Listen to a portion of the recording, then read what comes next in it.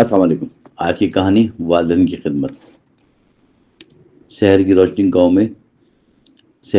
گاؤں میں کھلی فضا پھیل رہی تھی۔ علی اور اس کے والدین کے درمیان محبت کی مثال تھی۔ گھر کے اندر ہر کونا صاف اور خوشبو سے بھرا ہوا تھا۔ علی جانتا تھا کہ والدین کی خدمت سب سے بڑی عبادت ہے۔ صبح علی نے ناشتے میں ماں کے لیے چائے تیار کی، باپ کے لیے اخبار اور اخبار کے ساتھ کھانے کا انتظام کیا۔ والدین نے دیکھا تو مسکرا کر علی کی تعریف کی۔ فوراً علی کا دل خوش ہوا، اس نے دعائیں مانگی۔ اندر سے ہر دن میں علی والدین کی خدمت میں کوئی نہ کوئی کام کرتا۔ سچائی، ادب اور محبت اس کی زندگی کا حصہ بن چکی تھی۔ ایک دن ماں بیمار ہوئی، علی فوراً علاج کے لیے لے گیا۔ دوا خریدی، کھانا تیار کیے، آرام کے لیے جگہ بنائی۔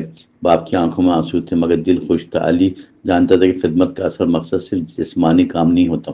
یہ کہانی آگے والدین کی خدمت، صبر اور قربانی تک بڑھے گی۔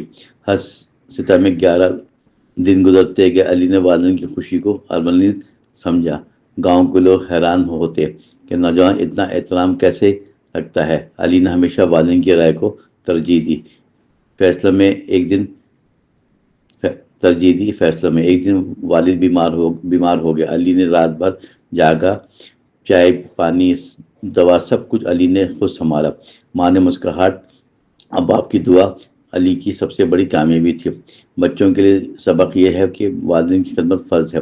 علی کی محنت محبت نے گھر کے ماحول کو روشن کر دیا۔ والدین کی دعائیں اور حسن اخلاق زندگی میں نعمت بن جاتا ہے۔